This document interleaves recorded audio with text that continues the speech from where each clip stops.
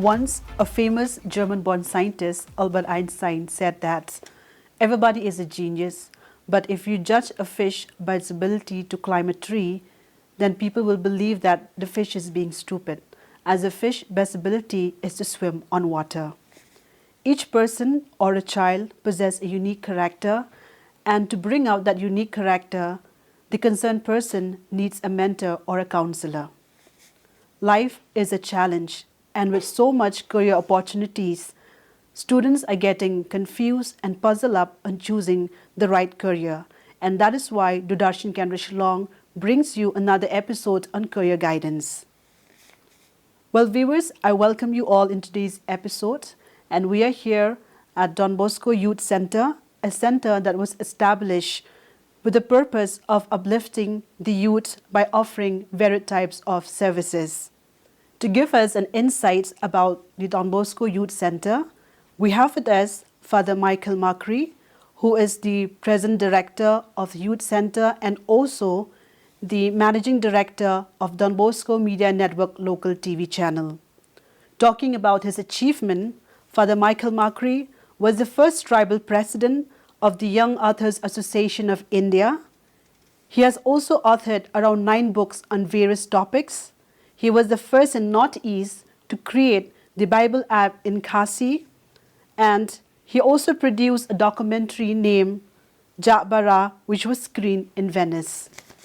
Well, sir, I welcome you in today's episode, and I'm sure that by the end of the program, our viewers will be on the right mind to choose the right career. Thank you.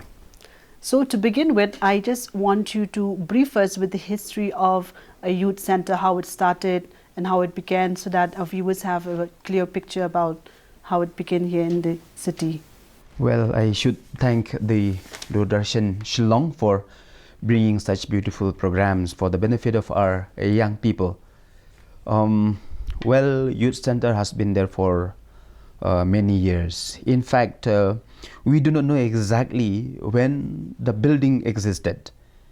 In a way, I think most probably it was way back then in the 1920s when the Salesians arrived here in the Northeast India in Shillong.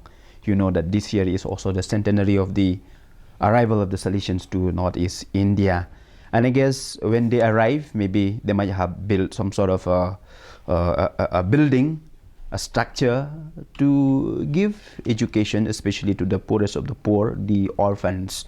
So maybe that was the time the building was established. Then you remember in 1936, the cathedral was burned because of the fire on that Good Friday, I believe. And because of that devastation, the building which was here in the youth center at that time was made into a pro-cathedral, where the people come to do church services.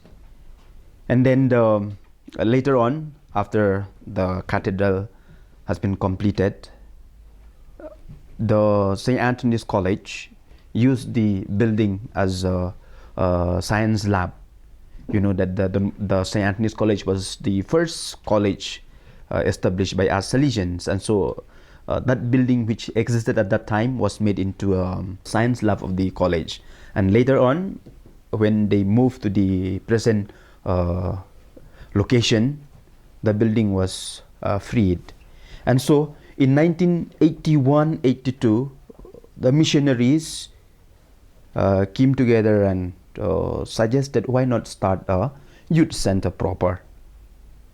And so in 1983, Father Chilia, the first director of this center, he came, and then he used the old building, as I told you earlier, the one which was used as the pro cathedral, which has got only a hall, and on the top a small room like that, where they have the services.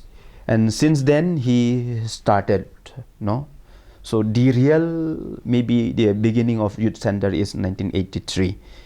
With that, he started with few courses in typewriting, then also lots of games for the kids, for the youth.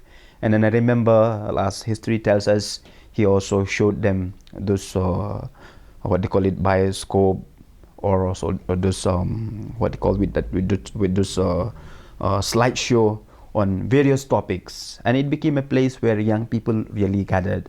And then slowly I think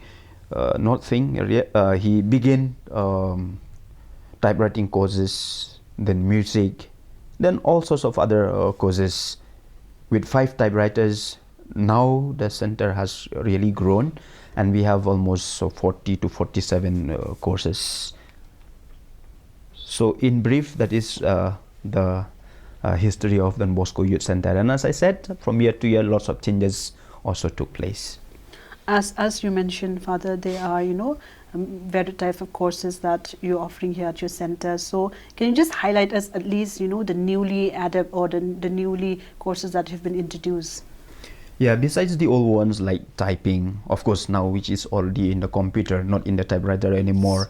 The music courses, which was at that time only for guitar, now we have enhanced more with keyboard, piano, also this traditional music has been also added. Then at that time computer was only for 5 courses. Now we have around 23 courses only on computers, from basics to even advanced. I think in the whole of Meghalaya, we are the only institution, I guess, that give courses on IoT and also in digital marketing, which is one of the most sought after courses.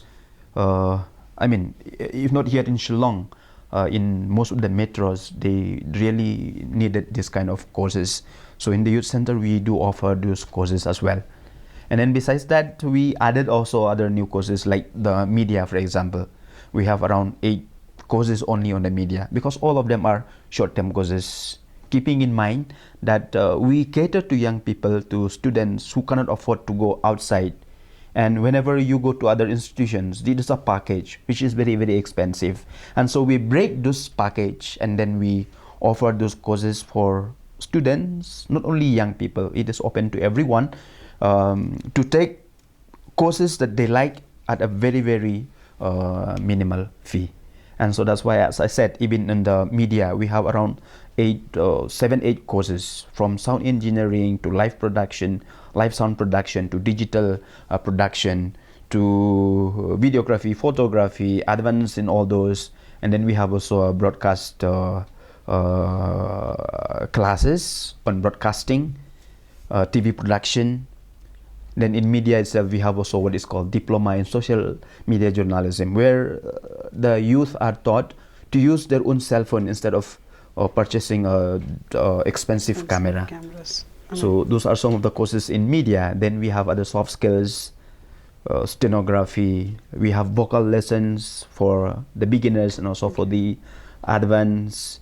So lots, spoken English, communication skills, like that.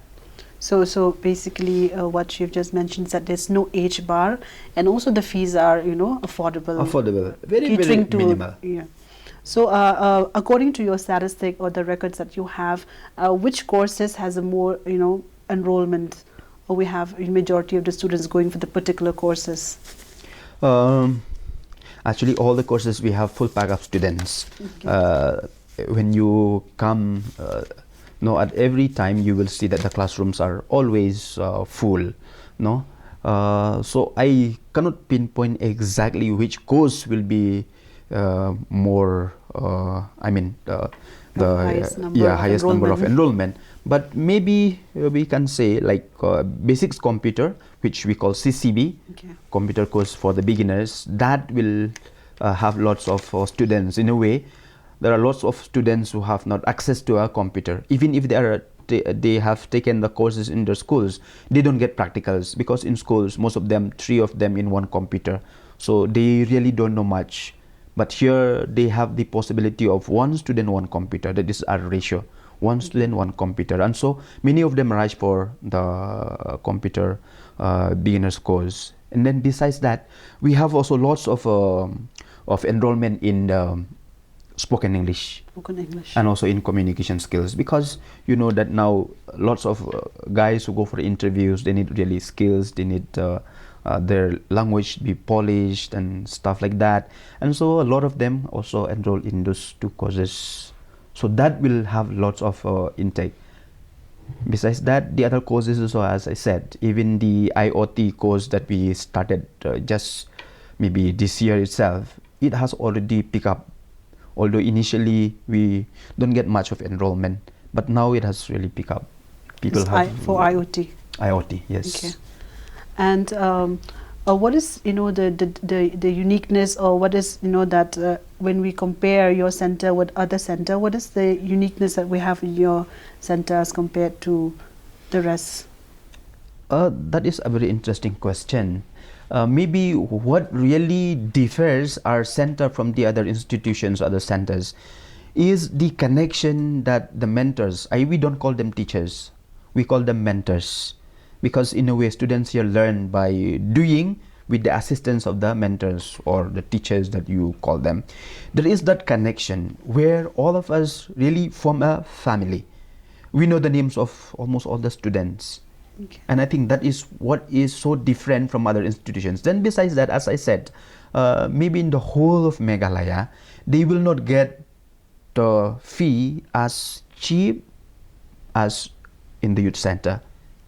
Besides getting a computer in front of them or a musical instrument with them, using it for the whole time, and at that very, very minimal fee, I think that is what makes it the different when you compare to other institutions. That's why, as I said, while other institutions are complaining, no enrollment, actually I don't have enough space here to accommodate, because so many of them come for the courses. So maybe the relationship that we build with our students is more of a family type. Secondly, the mentors are there, not really teaching or scolding, but guiding the kids. And then thirdly, maybe, as I said, the fee is really very, very minimal. Okay, affordable by Catering for everyone. to all the categories. And Yes. also, as I was going through your websites, I also came across that you provide coaching for upcoming competitive examination, so that the aspire youth watching this program can have a better understanding. If you can just give us a gist on the courses or the coaching that you provide here. Actually, this course was not strictly run by the Don Bosco Youth Center. Okay. In fact, we collaborate with some individuals. So we give them a space, and at the same time, we also do a lot of reach out to programs, inviting young people to avail this program. But it was not really that productive in a way. We don't get really good results, and so we have asked those particular individuals to stop us for a moment. We are seriously thinking on this to start by our own. So that we can really do lots of service to young people, because the moment you tie up with someone, they may not have the same mentality that we have. They may not be able to render that same service that we want to offer. Like now everyone needs money, and so when you have a partners who are into money, into stuff like that, then we don't get result. So maybe one of the reason is that. So we have stopped, and maybe by the end of this year or beginning of next year, we should be able to really make a coaching center fully run by ourselves, and I hope that will bring more result, especially for the young people. And my next question for you is what I can see is that you also focuses on career counseling. So according to you, how is the response that you have when it comes to enrollment and career counseling courses? And you also do have expo on career counseling. Again, this one also, prior to the pandemic, we tie up with lots of universities and colleges, and we do have counselors coming from different universities, even from abroad.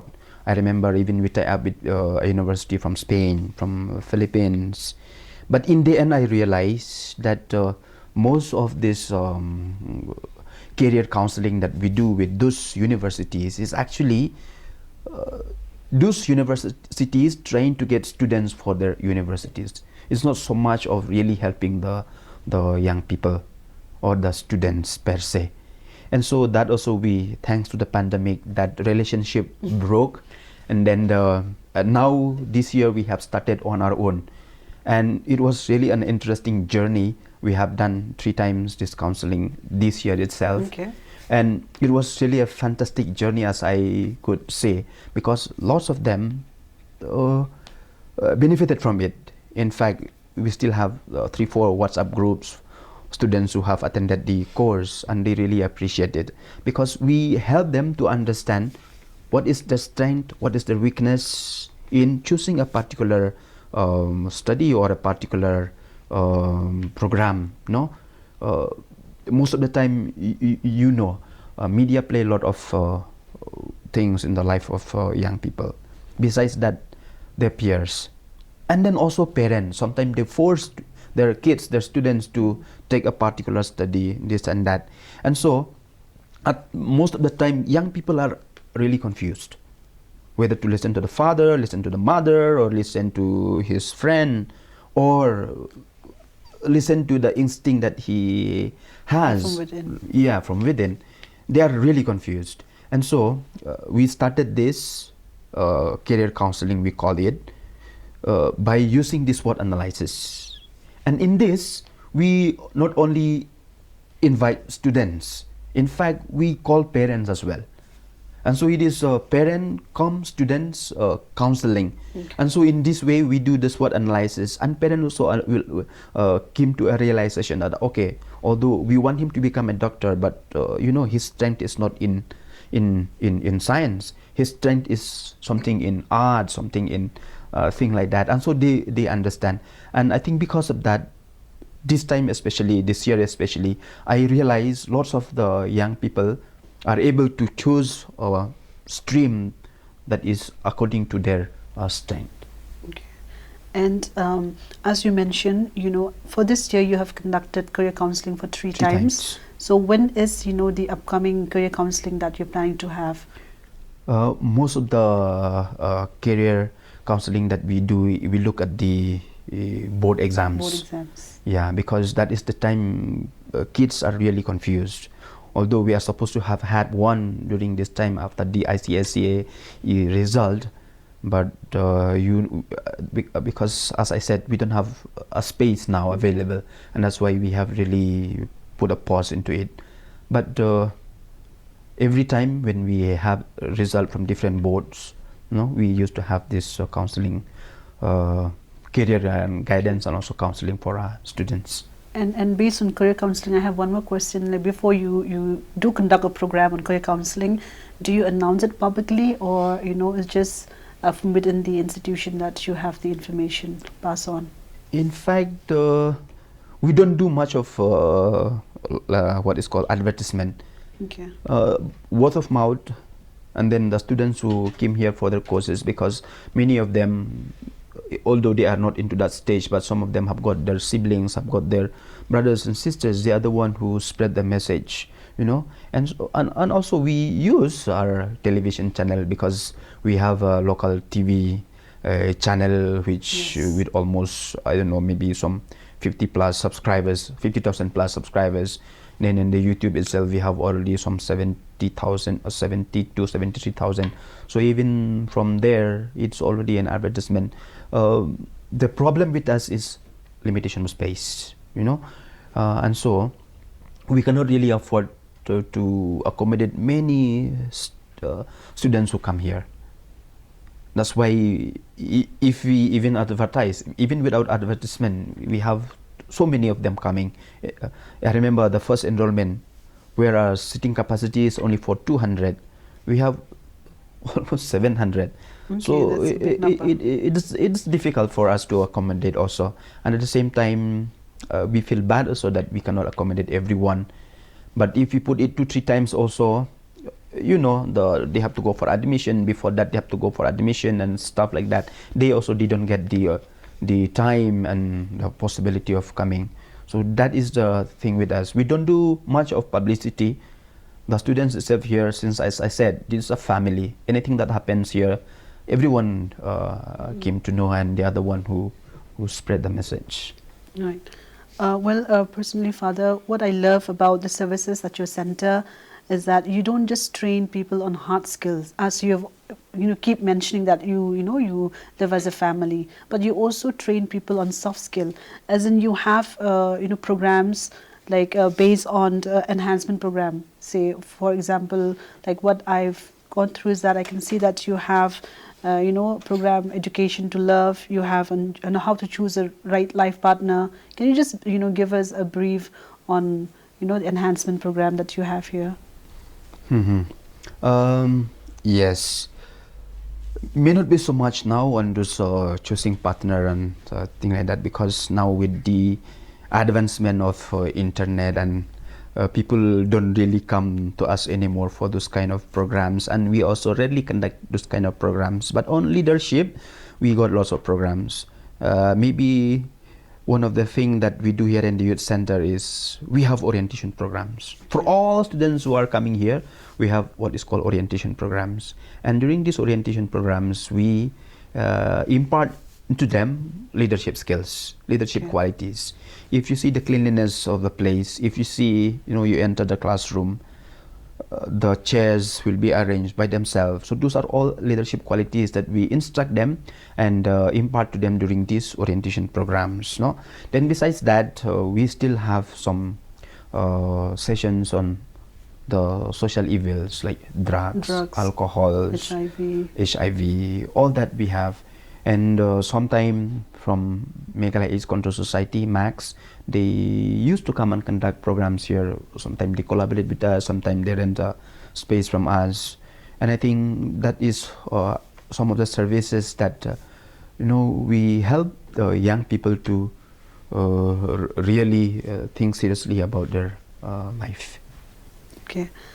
Now, Father, can you also give us an insight about, the Don Bosco Media Network that you run in your institute? Yeah, maybe this is a coincidence, or maybe this God's predestination, we can call it. I told you earlier, when the youth center began, the founder, Father Chilia, first director, and also the founder, Father Chilia, he used to gather lots of young people, especially on a Sunday, by showing them films, no, either with those slides or afterwards with those reel, with bioscope. Maybe that inspiration keep coming to us who are now. And so during the pandemic, we sat together, the staff, myself, and some of the superiors who are MC members of the GB members of this institution. And I posed the question, why not start something which is loved by the one who started this institution? And so we started the TV channel. Initially, it was only for a YouTube channel, to give a platform for our young people especially. One of the things is that because we are giving them, courses on photography, videography, sound, everything, but then they don't have the place to, to show, to exhibit what they learn. And so I said, why not start something where they can really exhibit what they have learned? Okay, the students. The students, yes. Okay. So that's why even now we have almost 27 staff, and most of them are students who pass out from here. And I think they are doing well. They are doing a good job. You see the quality of production. You see the way they write the scripts. You see the way they take interviews. They are doing a good job. And also, in a way, they don't need to really go and look for a job. They are paid quite good. They earn quite good salary. For example, the news editor, he gets up to 15,000, which he will work only maybe for 3 to 4 hours, like that. And then those who are in the field, we pay them according to the news that they get. We paid for one news, sometimes 250, 300, depending on what type of news. Okay. So if they get 300 per news in a month, they are already getting a salary of 45 to 50,000 so rupees. It's basically, they're doing internship and also they're getting a job placement. Yes. So what about the, the other courses? Do they have any sort of internship and job placement? Yes. Don Bosco Youth Center is it is not standing on itself. It is a partnership of the so many Don Bosco institutions that we have around the globe. No, we are into 137 countries, and so that network is really very, very powerful. And we got lots of job placement even within the Don Bosco institutions itself. And besides that, as I told you earlier, we got lots of connections not only within India but also abroad. And so the other students, there are lots of them who get job placement even in Calcutta. Even 3 of them are still there in the Philippines. So one of them is 2 of them working in Ateneo, one working in De La Salle University. And just recently, around 10 of our students are in Solomon and Nicobar Island, because one lady who visited us before, after studying all our our courses here, she called up to me and said, "Father, I need your students to come and run the resort." And so we made a provision for them, and they are the one running the whole resort there in the Nicobar Island. Then prior to that, we send lots of stuff like that.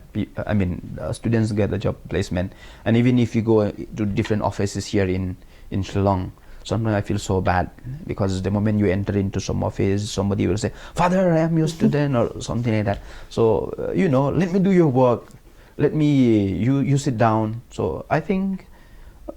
We may not be able to get job placement for all the 10,000 students who enroll here every year. We get enrollment of more than 10,000 in a year. So it may not be all the 10,000 they got job placement, but maybe out of 10,000, 1,000, let's say. Which is a good number, especially in a world where there's employment problem. And besides that, as I said, the courses that we have here is not merely to make students job seekers. In fact, we make them job creators. So that's why I can tell you lots of stories like that, where they have started their own shops. Like, for example, those who learn tailoring and embroidery here, they are having their own shops. Hardware, the courses that we offered here, hardware, mobile repairing, they are of course, some of them we help also to start a business, like giving them some money to build a shop or something like that. So I think those are some of the joys and satisfaction that we do for the young people. Okay, when you say that you help the student financially to start up their own business, is there any category or any merit wise do you help them? We do lots of small research to really know exactly the academic background of the one whom you want to help. If what we required is being provided by the headman or by the localities in that area, we help. So you do have a lot of success stories coming up from a your lot, institute. actually, a lot. And one of the good things, as I said, is since we are giving them leadership skills and quality of stuff like that, many of them are also, they come back to the institution with lots of, sometimes they even give us money back. And this is for example, last December, a girl who is working now with the Emirates came for holiday, and I could not remember her because every year we got thousands of students, 10,000 of students coming here. And she came to me after church service, said, "Father, I want to meet you." I said, "Yes." So I took her up to the refectory where we take food, and she cried and said, "You forced me to take a course here, because I came from a very poor family. I have no more father, and my mother was struggling at that time. And I remember you paid for my course here." She was doing on hospitality at that time in 2018. I said, "So what happened now?" "Father, I want to give you a Christmas gift." And I said, "Yes, but I want a big cake," I told her. And then she opened her bag and she gave me an envelope. She said, "This is for you and for all that you have done for me and for my family." And I feel a bit funny to take an envelope. Anyway, I took, and she gave me 70,000 rupees, just in cash like that, 70,000 rupees. And so like that, we have lots of, there is a guy now who donates almost every month 500 rupees. And his story is like this. He was a drug addict, although not really into, he he was just into drugs, and his parents are saying, "Father, please do something with this guy because we don't want to lose him." And so I said, "Okay." So they drop him here every day from 7 o'clock in the morning. I put him in all the courses that we offer. Here we offer the courses from 7 o'clock morning to 7 o'clock in the evening. So in all those 12 hours that he is here, I push him in all the courses. So he was here for 1 year. Besides that, I give him opportunity to play badminton, and I also played together with him. So at the end of the year, he graduated, he completed, and he changed. He was no more into drugs. Parents were very, very happy. And so he started his own shop. One fine day, this guy came to me and said, "Father, this is yours with that 500 rupees." I said, "Where do you found it?" He said, "No, no, no, it is my gift to you." "Why do you want to give me 500 rupees?" He said, "Father, you know, when I was doing my course here, when you enrolled me into different courses, you know, I have stolen so many things, especially from the hardware section. Now I want to pay back." And so like that, he is bringing almost every month 500 rupees. In fact, even this month he has come to give me 500 rupees. So those kind of stories, you know, at that time maybe you may get angry at this guy, but now you realize, you know, the education that we do here, it really changed his life. And I believe in the life of so many also. What are the challenges that you deal while facing with the youth today?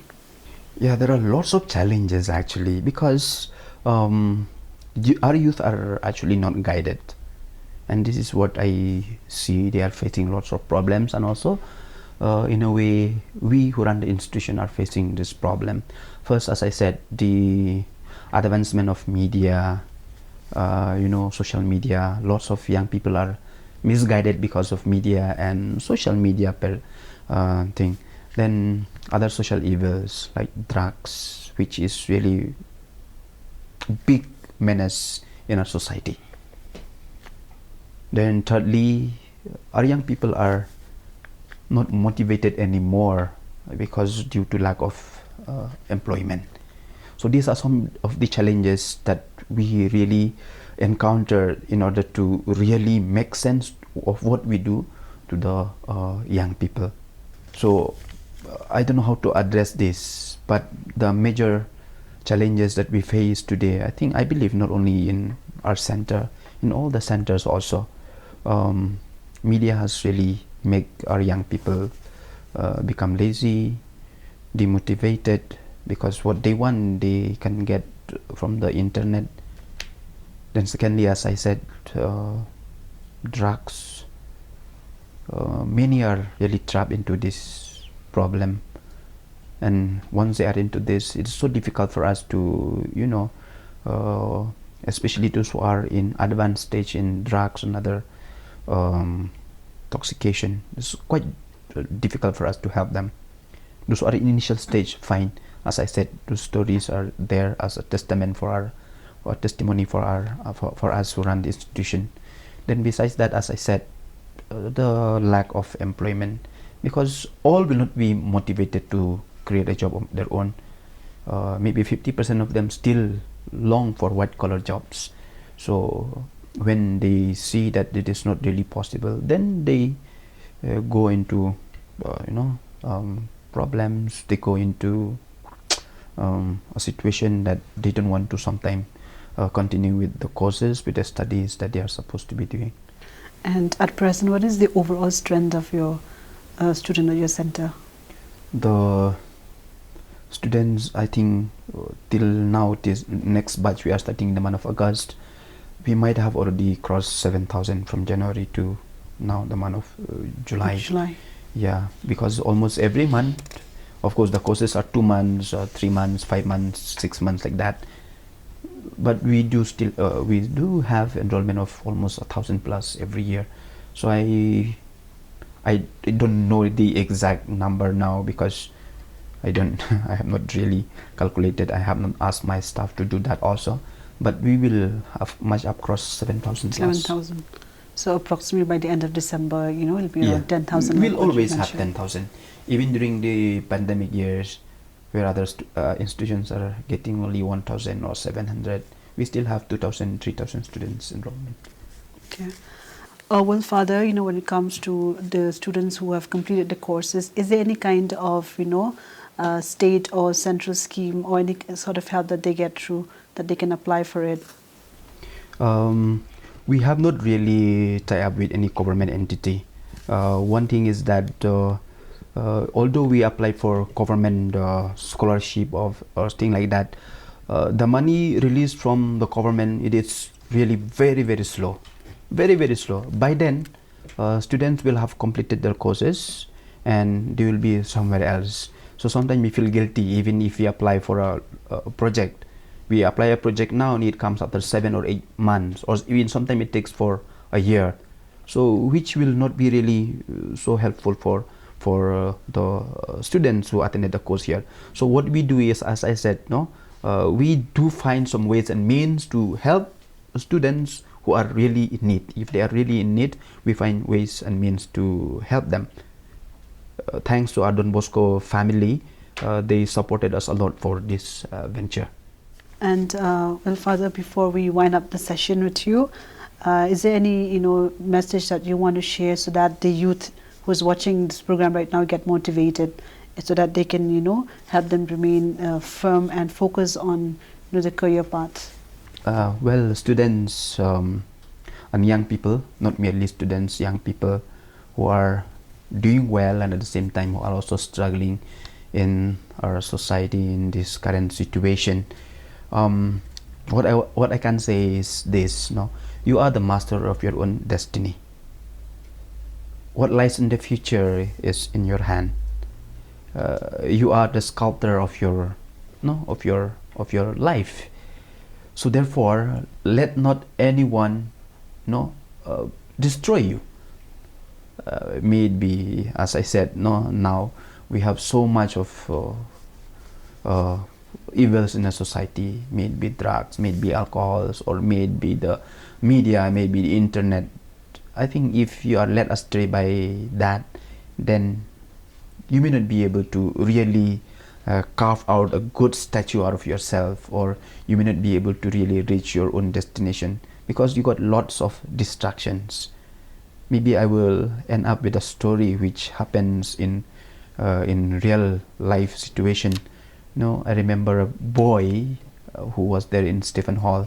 That was way back in 2008, 9, 10. Before I left for the Philippines, I went for my studies to the Philippines, and those years I remember I was here in Shillong, and there is this boy, Mizo boy, who was really so close to me, and I also helped him a lot, especially in his studies. At one point of time, those days we have only the half-yearly and the final exams. So after the half-yearly exams, he told me, brother, I was a brother then, I want to go home to help my mother. I said, okay, fine, you do that. So he booked a ticket.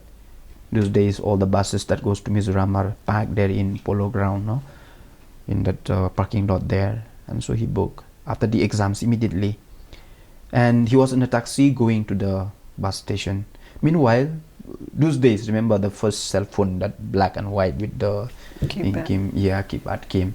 And so his friend called him and said, hey, Robert, where are you? He told the truth. He told them, I am in the taxi going to the bus station. And then they told him, wow, we are so foolish. We, as a group, as a batch from the college, we are going to Anjali to watch a film. I don't remember the exact film, maybe some Koi Mil Gaya or something like that. And so he said, he told him, his friend, why don't you tell me earlier? I am already booked the ticket, I have to go. And his friend told him, no, you come back. At the same time, as I told you, he is a good boy. He didn't want to displease the parents at home. He said, no, I will go. But when he reached the bus station, he was really actually, in his mind was filled with that Koi Mil Gaya movie and classmate going for the movie. So he reached in the bus station. He met the conductor and he asked him, hey, do you have a video in your bus? And the conductor said, no, we don't have. He went to the next one, the same question, do you have a video in this bus? He also said, we don't have. Next, like that. Finally, he found a bus that had a TV and a video in the bus, and the conductor told him, we are going to screen Koi Mil Gaya today. And this boy Robert, with that jump inside the bus, very, very happy. He said, I can reach home and at the same time I can watch the film also. And so he sat down there, bought some chana and water bottle. He sat right in front, waiting for the movie to be screened. Anyway, the bus started at around 5 o'clock. The movie was really screened, and he was so happy. After a journey of 4 to 5 hours, the conductor came for the ticket, to show your ticket. And this guy, he showed a ticket, and the conductor told him, "Where are you going?" Asked him, "Where are you going?" He said, "I'm going to Aizawl. Don't you see my ticket? Don't disturb me. I'm watching the movie." And the conductor got a shock of his life. He looked at the ticket and he said, "This bus is not going to Mizoram. It's going to Tezpur. You are on the wrong bus." So Robert asked him, "Why don't you tell me when we were still in Shillong?" Conductor asked him, "You didn't ask me whether this bus is going to Tezpur or to Mizoram. You asked me whether this bus has got a video, and I told you there is a video. You are the one who made a mistake and you sat here. Now you get down, go back to Shillong and go back to Mizoram." So when he came back to Shillong, called me up. I went to pick him up from this Maulai, that petrol pump there, crying. So from that incident, I keep telling the others and also keep repeating to myself, if you are not focused, if you are distracted with so many things in life, you will not reach your destiny. You will not reach your destiny. And as I said, now you have so many distractors actually. The drugs, the alcohols, the internet, lots of distractions that will distract you. So if you are not focused, you will never reach your destiny. So I think this is what I would like to tell you, dear friends who are watching us in this nice and interesting program hosted by the Doordarshan Shillong. All right, Father, once again, thank you for being a part of this program and also for sparing your valuable time. It's a pleasure, and thanks to you, and all the best for other programs as well. Right. Well, viewers, we have come to the end of today's episode on career guidance, and I'm sure today's episode will definitely add as a positive aspect to help you guide better in choosing the right career. Till then, keep watching Doordarshan Canada Shillong.